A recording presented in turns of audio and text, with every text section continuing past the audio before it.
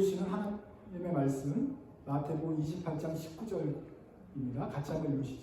시작.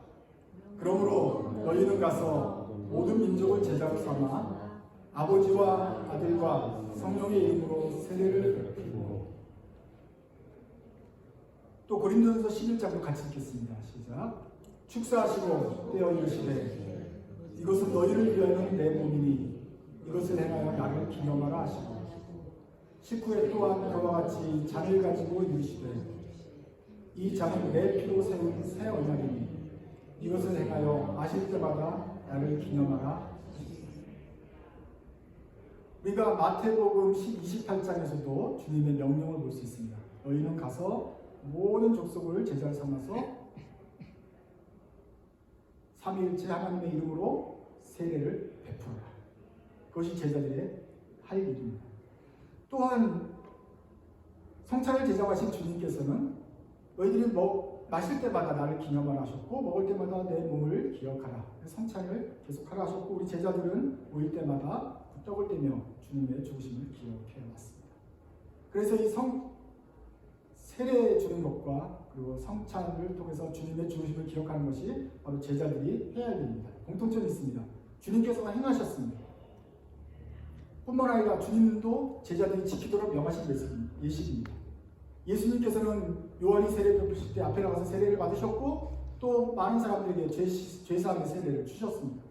뿐만 아니라 우리 제자들에게 계속 행하라고 명령하셨던 것입니다.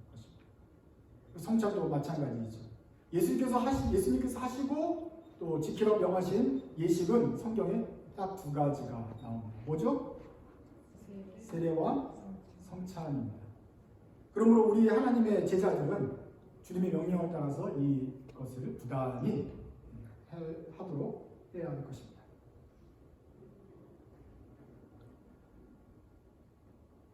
우리가 33조 벨직 신앙 고백을 할 때 여기서도 이 성례 부분을 다루게 됩니다. 앞으로 몇 주간에 걸쳐서 성례는 세크리먼트니까 두 가지 큰 걸 다뤄요. 그러면서 34조에는 세례, 35조에는 성찬을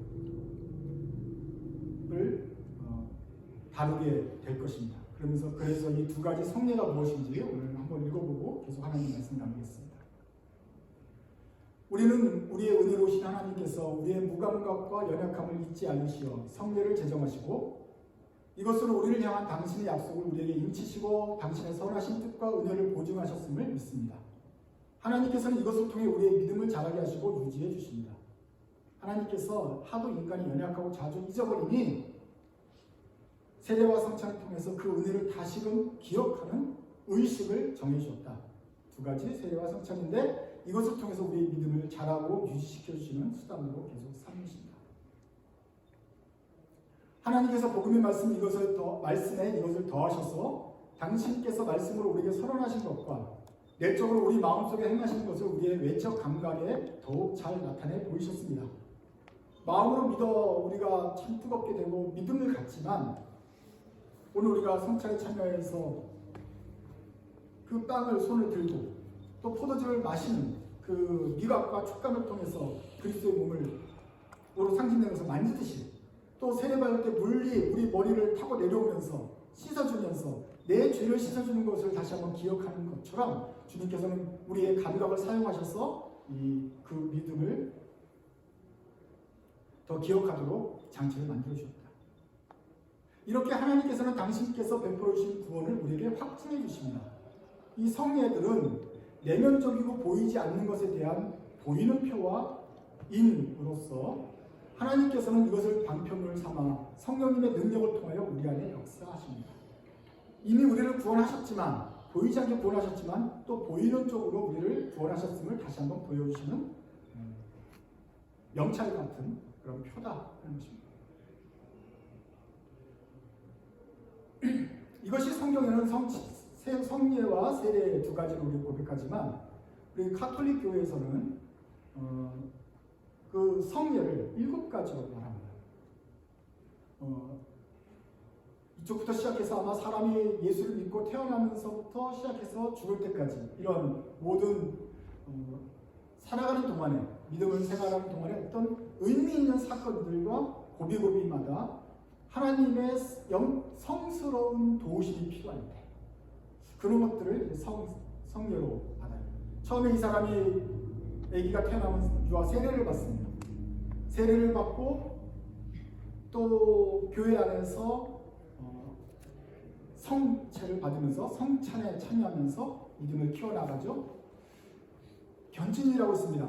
이 견진은 이제 청소년이 되고 이제 성경 공부를 잘 한 다음에 공개적으로 사람들 앞에서 입교하는 것처럼 내가 이제 공식적인 그리스도로 살겠습니다 하면서 입교식을 가져요. 그때 꽃다발도 주고 아주 대대적인 행사를 하겠죠. 그것이 견진 성사라고 말을 해요. 그 다음에는 선택입니다. 서품을 받을 건지 혼인할 건지 둘 중에 하나 해야 돼요. 서품은 신부가 되겠다는 거예요. 신부가 돼서 주님의 종이 되겠다 하는 거니까 얼마나 거룩합니까? 그러면 신부가 돼요. 아니면 신부는 결혼할 수 없기 때문에 혼인의 출애굽을 갑니다. 혼인 성사도 남녀가 결합해서 하나의 작은 교회를 이루는 것이니까 얼마나 거룩하고 아름답습니까? 그래서 혼인 성사라고 불러요. 그러다가 주님을 만나서 걸어가는 길 중에 가끔 잘못할 때도 있고 하나님과 반목할 때가 있어요. 그럼 다시 화목해야 될 기회가 필요합니다. 그런 기회를 주는 것이 바로 고해하고 회개하는 고해 성사입니다. 감옥이 아니라 이 고해실로 들어가는 문이에요. 거기 들어가서 조용하게 고백하면 하나님과 화목해야 되는 그 거룩한 순간입니다.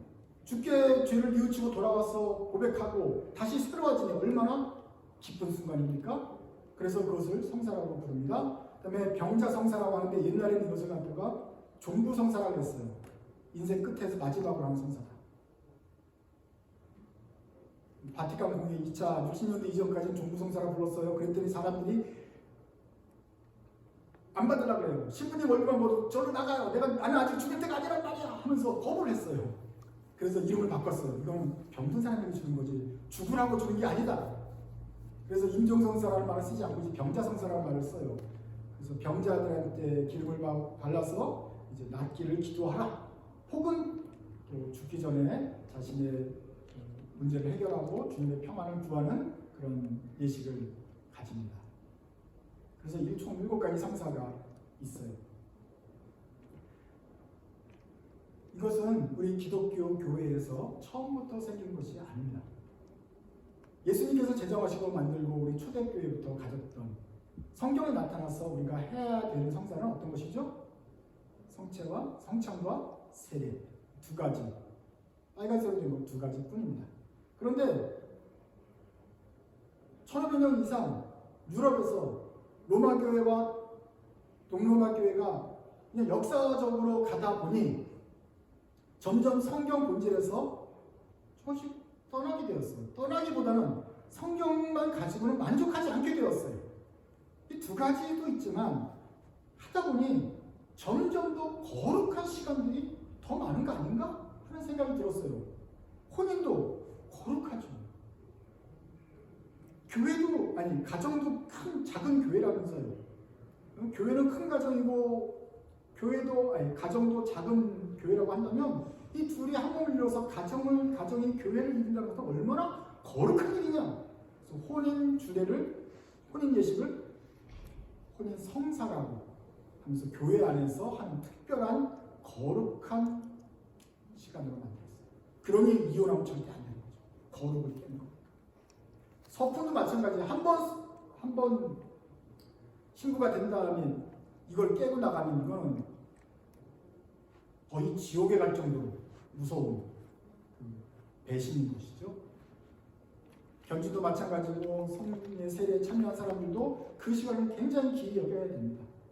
고해도 이 죄인이 늘 죄를 짓지만 사소한 죄로 돌아오는 회개의 순간이 얼마나 중요합니까? 그리고 죄에서 한번 놓이면 얼마나 기쁘겠습니까? 그러니 이것을 아예 공식화시켜서 고해 성사, 세크리먼트라고 표현하고 세례와 성찬의 반열에 두는 것입니다.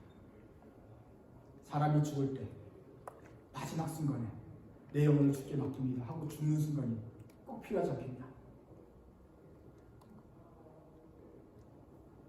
근데 보통 사람이 죽을 때 신부가 그 옆에 없을 때가 많아요. 그래서 그래서 신부님 저기가 죽어가고 있어요. 그래서 신부가 밤에 발을 타고 막 가요. 왜냐하면 죽기 전에 이 임종성사, 종부성사를 해야 되기 때문에. 여러분 아시겠지만 어떻게 되죠? 시간이 놓칠 때가 있어요. 이게 하기도 이미 돌아가시면 이게 애매한 거예요. 그래서 어떡합니까? 죽기 서너 달 전에 이미 시름시를 알고 있을 때 미리 불러요. 그래서 미리 가서 이미 돌아가실 것 같으면 마지막으로 하기도 했습니다. 왜냐하면 거룩한 순간이기 때문에 놓치면 안 되니까 가야 되는데, 세례는 아기가 태어났으니까 주기가 편한데 이 언제 더 가실지 모르니 이 병자 성사 하기가 힘든 거예요. 그래서 성경에도 없는 병자 성사 마지막 임종 시간에 하는 것은 좋은 일이지만 그걸 예식으로 정해놓고 보니 실제로 실행하려는데 너무 힘든 거예요. 그러니까 막 1년 전에 나이 드신 분들은 미리미리 찾아가서 이렇게 종부성사를 해야 되는 그런 문제가 생기고, 아까 말했잖아요. 종부성사라 그러니까 마지막 성사라 그러니까 사람들이 싫어하니까 이름을 바꿔서 병자성사. 또 문제가 생겨요. 그러면 일생에 한 번 해야 되느냐, 두 번 해야 되느냐. 병에 걸렸다가 낫고 걸렸다가 낫고 결국은 죽는 사람은 3번 병자성사를 해야 되느냐. 또 문제가 생겨요. 그래서 답을 내놨어요. 병자성사는 이제는 몇 번씩이라도 해도 된다. 아시겠죠? 그러니까 원래 성경에서 있지 않은 것을 또 거룩한 순간들을 하나하나 만들어내는 결과 또 다른 문제가 생기고 또 그거에 대한 해답이 변명이 늘어나고 구체화되더라. 어쨌거나 카톨릭과 종교에서는 성사를 7개나 만들어서 했습니다. 종교개혁자들이 제일 먼저 종교개혁하고 나서 성경으로 돌아가자 하고 나서 개혁한 것 중에 하나가 이 잡다하게 많은 성사, 성경에서 기원하지 않고 그냥 전통에 의해서 그냥 만들어진 것들, 이것들을 제거하고 다시 2개로 돌이킨 것입니다. 왜 7개만 합니까? 더 좋은 성사도 또 있죠. 아버지 날 성사, 얼마나 거룩한 날입니까? 여자분들이 코웃음 치는데 거룩한 날이란 말이에요. 청소년의 날도 있어야 되고, 얼마나 우리 신앙생활에 결정적인 순간이에요. 성년의 날, 결혼식도 중요하지만 난 약혼식도 중요하기도 하지 않습니까? 또 졸업식도 중요하고, 이걸 다 거룩한 순간으로 맞아 믿음의 진보가 일어나는 순간, 매 순간마다 다 만들면 수련회 가는 날 얼마나 중요해요. 매년 여름 수련회 때마다 성사를 해서 교회 캠핑을 세크리먼트로 만드는 거예요. 이렇게 하면은 더 좋지 않겠어요? 라고 옛날 사람들이 덧붙였는데, 그러지 말고 2가지로 돌아가자. 주님께서 정해주신 의식이 필요하지만 2가지는 충분하다. 이걸로 만족해라 라고 가르친 것입니다. 그래서 개신교회는 삼위일체를 믿는 교단 중에 로마 카톨릭과 정교회는 7가지를 믿지만 개신교회는 성경대로 2개만 한다. 2개만 하는 이유는 우리는 예수님께서 가르쳐준 것에만 가지고 하겠다는 정신입니다. 우리 신앙생활 때도 자꾸 뭔가 덧붙이고 싶은 유혹이 있어요. 지난번에 우리 십자가 묵상하면서 중보, 예수 그리스도 외에 다른 중보를 놓지 않겠다 하면서 우리가 예수님 외에 다른 걸 껴놓는 것이 있을 수 있다고 말했어요. 예를 들면 십자가예요. 이 정도 사이즈의 손에 딱 쥐는 십자가 모양이 있어요. 어떤 사람은 그 십자가 또 팔아요. 그걸 쥐고 있으면 손에 딱 들어오면서 손 모양이면서 안심이 된다. 기도할 힘이 없을 때 십자가라도 쥐면서 기도해라 라고 말을 해요. 어떤 사람은 거기서 위로를 얻고 힘을 얻을 수도 있겠어요.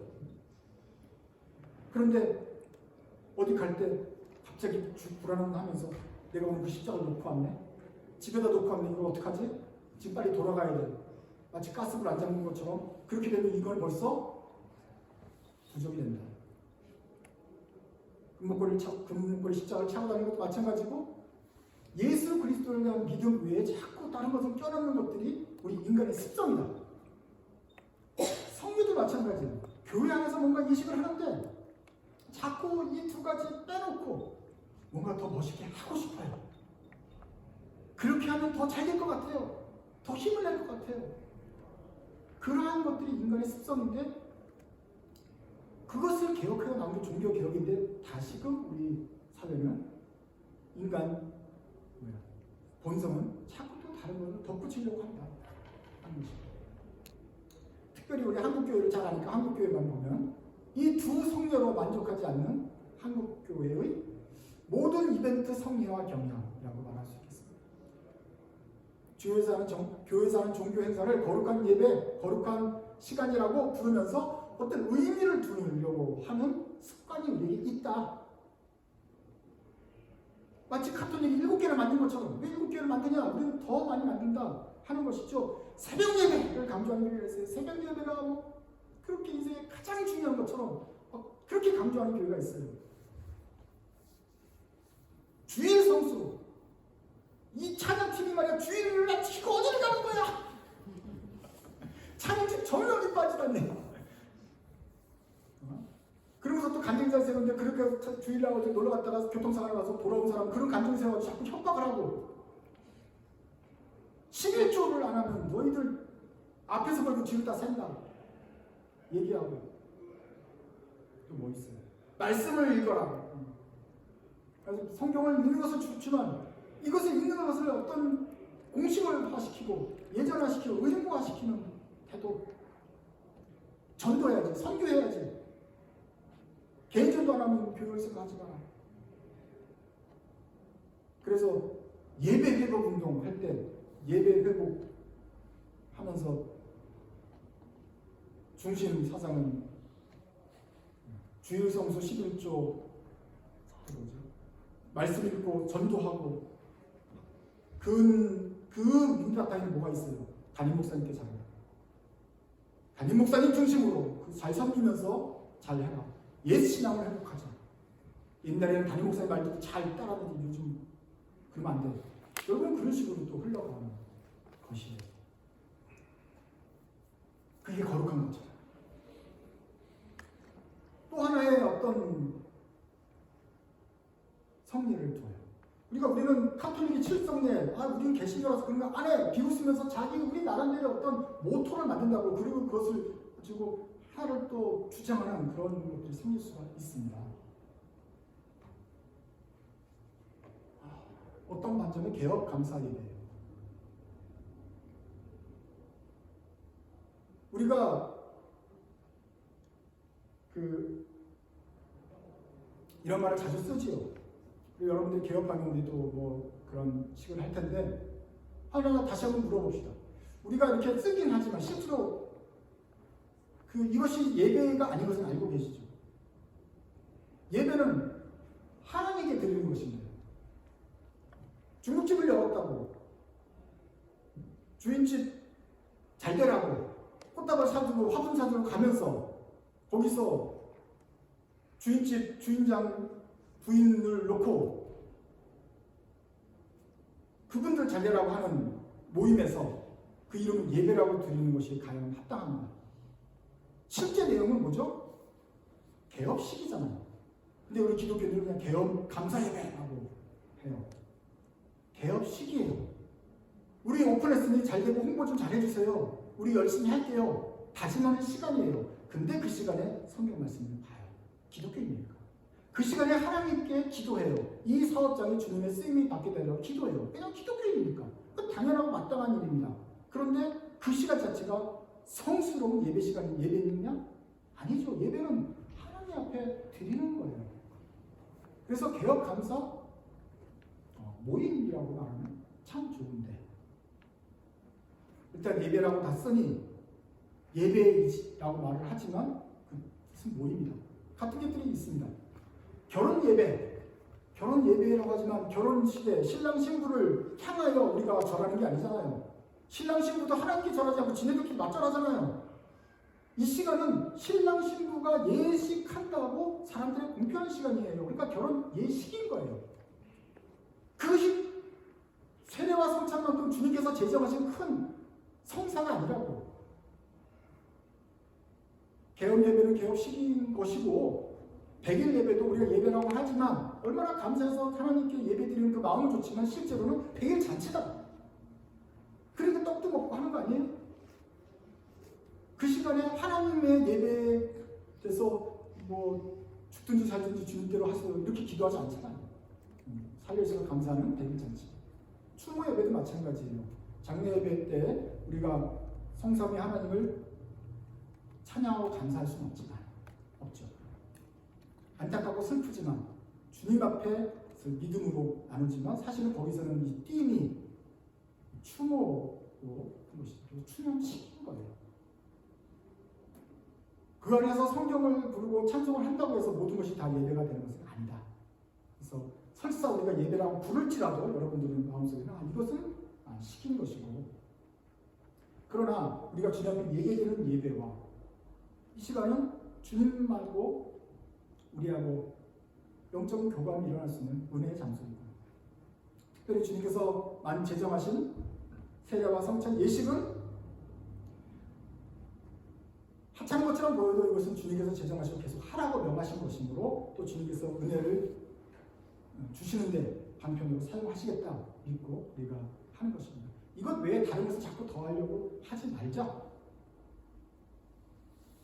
그러나 우리 인간은 자꾸 연약해서 더하게 됩니다. 제가 예수 믿고 나서 신학교를 갔어요. 그게 95년도니까 지금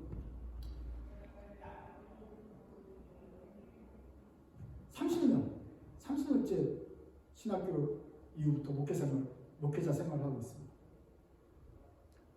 95년도부터 들어가니 신학교에서부터 보니 그때부터 한국 교회 목사들이 덜덜덜 떨고 있어요.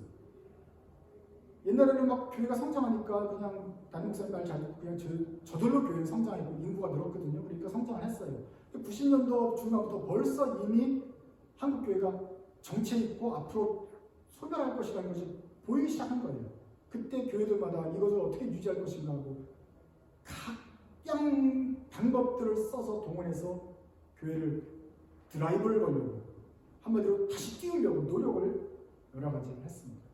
그렇게 안절부절하는 모습이 눈에 보였어요.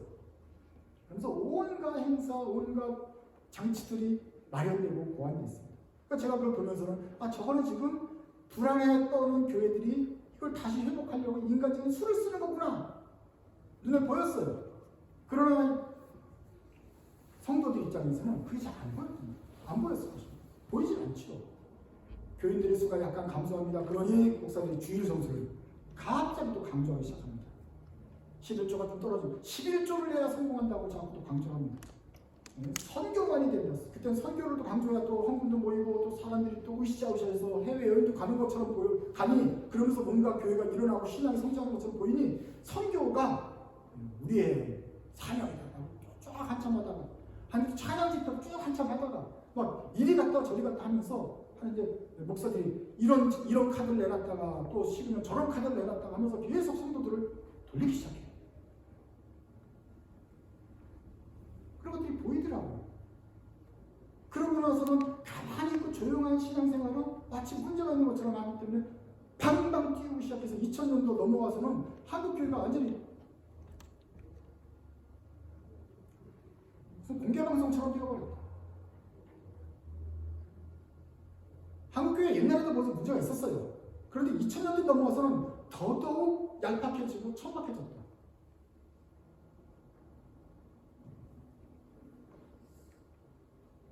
목사님이 어느 순간부터 두루마기를 입고 막 선지자처럼 할아버지처럼 행동하는 것들이 늘어나는데 이건 특별히 신년 예배 때 성부영신 예배 때 하는 거예요. 지금 뭘 들어있죠? 헌금 하는데 거기 뭐가 들어있겠어요? 뭐라고 써있어요? 말씀 복기. 그래가지고 하는 부목사들이 뽑았다 한 100여 정도의 좋은 말씀들만 넣어요. 너 그럼 안 돼, 회개해야 돼 라고 하는, 공부 열심히 해야 하는 말은 전혀 없어요. 넌 잘 될 거야. 이런 이빠른 말들 가벼운 소리만 넣어가지고 또 뽑으면 또 그걸 좋게 여기는 말도 안 되는 우스꽝스러운 코미디가 옛날에는 없었다니까요. 여러분 말씀 뽑기라는 이런 천박한 얘기는 최소 한 95년도 이전에는 한국교회 그렇게 망했어도 후졌어도 그전에는 이렇게까지 후지진 않았어요. 근데 이제 말씀 보기 너무 힘드니까 아예 출판사에서 인쇄해서 팔아요. 찢어서 넣게. 그걸 또 뽑은 다음에 또 좋아서 또 1년 동안 간직하는 이 짜고치는 뭡니까 이게? 알고도 숨는 거예요. 그래서 거룩한 말씀 단지처럼 이렇게 드는 모습, 또 여러분도 또 그걸 보는 성도들은 또 믿음으로 기도하면서 말씀을 뽑는 거 아닙니까? 전혀 성경에도 없고 한국교회가 지금까지 헤어지다 않았던 우리 이런 것들을 참하고 고안해서 자꾸 성스럽게 만들려는 쇼에 여러분 속으면 안 됩니다.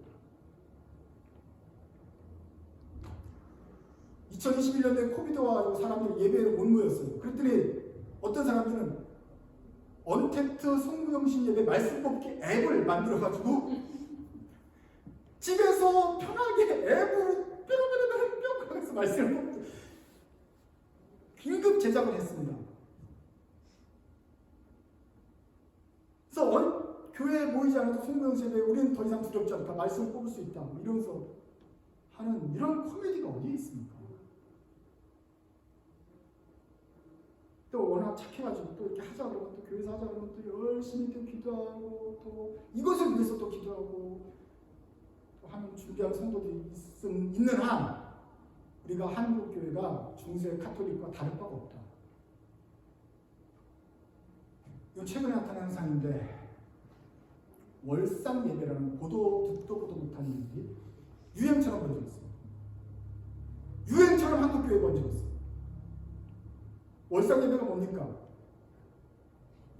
1월 한 달에 한 번씩 모이는 거예요.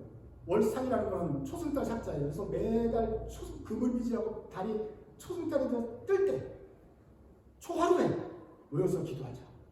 그런데 월상은 음력은 달이 뜨는 건데 이제 양력으로 해서 4월 1일 일삭이지 월삭이냐 그게 4월 1일 날 모여가지고 5월 1일, 4월 1일, 1일 날마다 모여서 예배 드려요. 그러니까 주일 예배 드리고 수요 예배 드리고 새벽 예배 드리는데 그것도 부족한 거야. 월삭이라는 걸 제대로 만들었는데 여러분 다 또 1일 날 또 모여요. 이날 새벽에는 특별히 월삭 예배라고 그래서 기도를 다 모입니다. 아 내가 목회 30년 하는데 듣도 보도 못한 일인데 왜 이런 걸 생기는 거예요? 나도 모르게. 또 하자 그러면 또 여러분 또 하고 또 이런 일날 올 거 아닙니까? 골든노트는 또 뭐예요? 그건 또.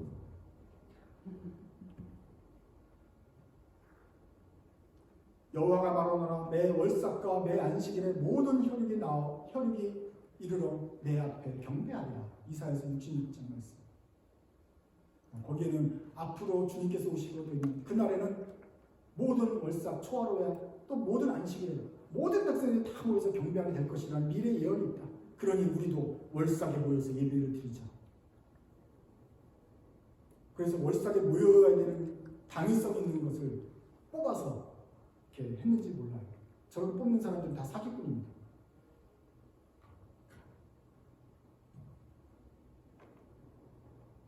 월삭이라는 말은 지금까지 내가 들어본 적이 우리 함께 안 썼어요. 왜냐하면 기본적으로 성경 전체에서 월삭이라는 말은 부정적인 표현이었어요. 오직 요것만 이제 예를 들면 월삭과 안식일에 나중에 될 것이라는 예언이지 월삭에 모여서 기도하라고 권면한 적이 한 번도 없어요. 바리새인들이 유대인들이 자꾸 만들어내는 것 중에 하나예요. 그리고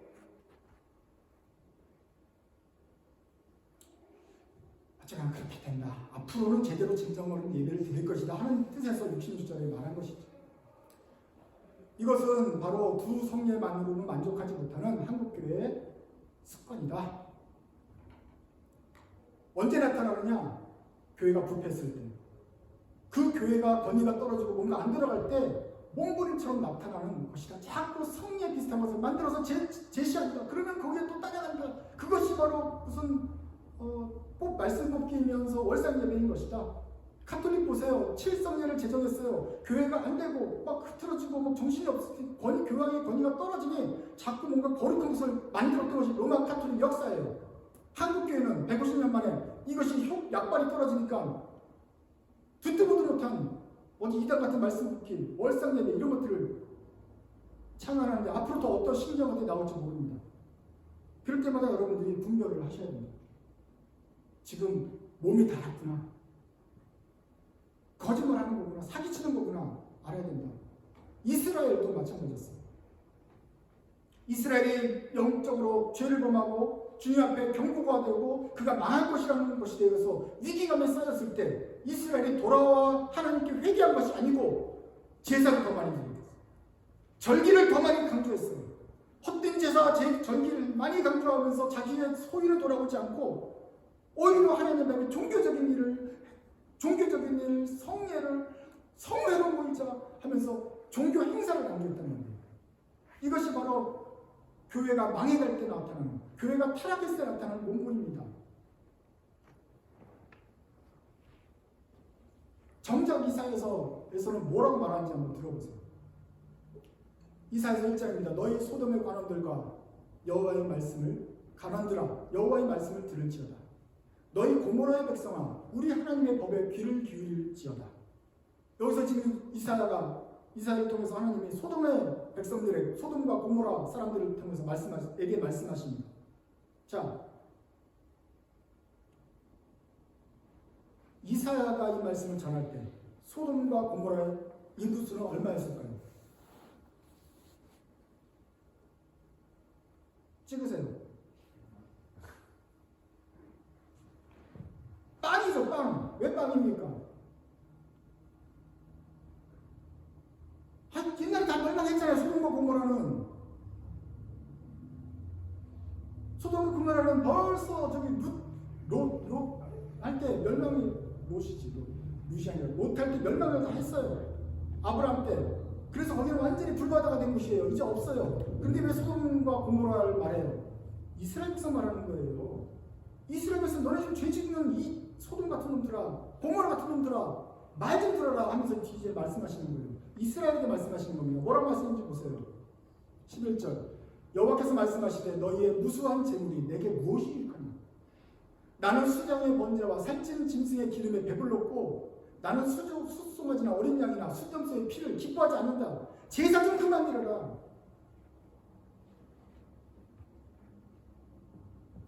너희가 내 앞에 보이러 쇼하러 오니 이것을 누가 너희에게 요구하였느냐?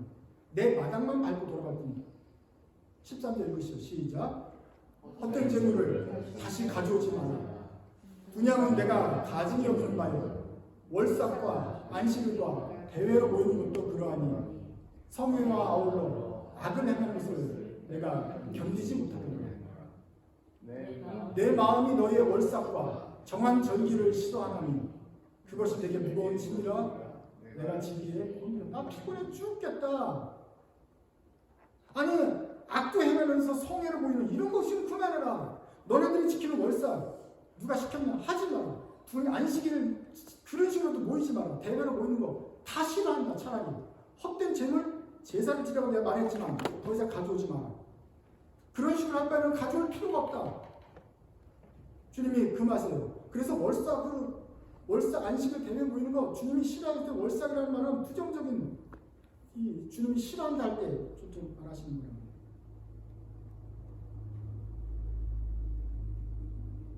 주님께서 기뻐하시는 것은 무엇이겠습니까? 주님께서 제자들이 원하시는 것은 무엇이겠습니까?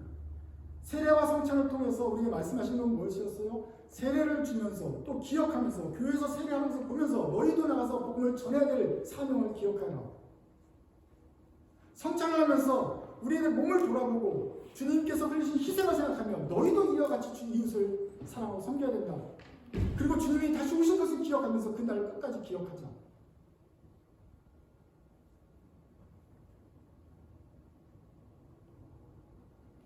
자꾸 하나님께 또 하나님께 어떤 행사와 형식을 만들어서 멋있는 것처럼 만들지 말고 주님께서 원하시는 바 기쁜 그 뜻을 행해야 될 것이 아니냐. 그것이 이사야 17장에 계속 이어지고 있습니다. 1장 17절인데 15절부터 제가 읽겠습니다. 너희가 손을 펼 때 내가 내 눈을 너희에게서 가리고 너희가 많이 기도할지라도 내가 듣지 않겠다. 이는 너희의 손에 피가 가득하며 죄를 짓고 나서 제사드리러 오지 말라는 말이죠. 너희는 스스로 씻으며 스스로 깨끗하게 하여 내 목전에서 너희의 악한 행실을 버리며 행악을 그쳐라. 나쁜 일 이제 그만해라. 그래서 주님께서 원하시는 것은 이것입니다. 17절 같이 읽으시죠. 선행을 배우며 정의를 구하며 학대받는 자를 도와주며 고아를 위하여 신원하며 과부를 위하여 변호하라 하십니다. 주님이 제사드려라. 월상을 지켜라라고 말씀하지 않아요. 이내 제자들은 가서 선행을 배우고 정의를 구하며 학대반을 어떻게 돌아올지 고아와 가부를 어떻게 돌볼지 고민하고 그들을 위해서 나서줘야 된다. 이것이 너희의 할 일이다. 제사 드리고 말씀 공부하는 것이 아니다. 성례는 하나님의 정해진 의식은 이걸로 충분하고 그러니까 너희들은 이제 가르쳐준 대로 행해라. 이것이 주님의 말씀이라는 거예요. 그러면 우리 교회도 우리 한국교회도 헛된 월삭과 절기와 대회 안식일 이런 걸 버리고 주님의 뜻으로 다시 돌아가야 됩니다. 왜 우리가 자꾸 그런 것을 만들었느냐? 주님께서 만드신 두 성례로 만족하지 못하는 마음, 뭔가 좀 더 있어야 될 것 같은 그 인간적인 욕심 때문에 만드신 것인데 주님은 그것들을 싫어하십니다. 대신 이미 가르쳐준 대로 선행을 배우며 정의를 구하며 학대받는 자를 도와주며 고아를 위하여 신원하며 과부를 위하여 변호하도록 나서야 된다라고 주님이 말씀하십니다. 이것이 우리가 해야 될 일입니다. 여러분, 주님이 우리의 믿음의 근원입니다. 약해질 때마다 주님이 도와주십니다. 그리고 인생 여정에 있어서 아주 어떤 순간순간마다 우리를 살려주시는 그런 극적인 시간들이 있습니다. 그러나 그 시간들, 모든 시간들을 다 우리가 감사하게 기억을 하지만 그것을 공식적으로 의식화한다는 것은 할 필요가 없습니다. 그런 것들마다 의식화시켜서 인간적인 장식처럼 만들어내는 것은 다시 말하면 하나님의 힘을 믿지 않는다. 대신 우리가 만들어낸 고안한 이런 형식과 이벤트를 더 의지한다는 표현이 될 수도 있는 것입니다. 그러니 우리 스스로 아무리 좋아 보여도 다른 것들을 만들지 말고 주님께서 만드신 이 제정하신 두 가지 성경만 만족하고 대신 주께서 원하시는 바를 행하는 제자들의 삶이 되어야 되겠습니다. 다시 한번 우리의 도움이 어디서 오는지 기억하십시오. 우리의 도움은 우리가 만든 행사나 성례나 어떤 인간의 제도로부터가 아니라 저 산을 지으신 하나님께로부터 그 모든 도움과 복이 내려오는 것입니다. 하나님께서 주신 복을 기억하면서 그분께 나아가는 믿음 생활 하시기 바랍니다. 기도하겠습니다. 하나님 아버지, 참으로 연약한 사람들이 이 시간에 고개를 숙입니다. 저희들은 흔들리기 쉽고 쉽게 마음이 가라앉으며 눈에 보이는 것들을 붙잡기를 좋아합니다. 그래서 신앙생활을 하면서도 갈대처럼 흔들려서 뭔가 붙잡고 만질 수 있는 것이 있으면 좋겠다는 갈망이 있습니다. 예전에 주님께서 우리를 만들었었는 그 기억이 희미해질 때마다 저희들의 마음이 요동칩니다. 주님, 다시 한번 이 성례를 주시는 말씀을 기억하고 또 이스라엘에게 주셨던 말씀들을 기억하셔 우리에게 주시는 경고로 받아들이면서 과연 진정으로 하나님께서 기뻐하시는 것이 무엇인지 저에게 보이든지 보이지 않든지 끝까지 믿음으로 살아갈 것을 다짐하게 하여 주옵소서. 저희 힘으로서는 다시 할 수 없사오니 성령을 통하여서 저희를 일으켜 세워주시고 다시 한번 전능하신 하나님 한 분만으로 만족하는 믿음 저에게 주시옵소서. 그래서 저희들의 고안이 아닌 참으로 주님께서 주시는 힘으로 살아가는 제자들 되게 하여 주옵소서. 예수님 이름으로 기도드립니다.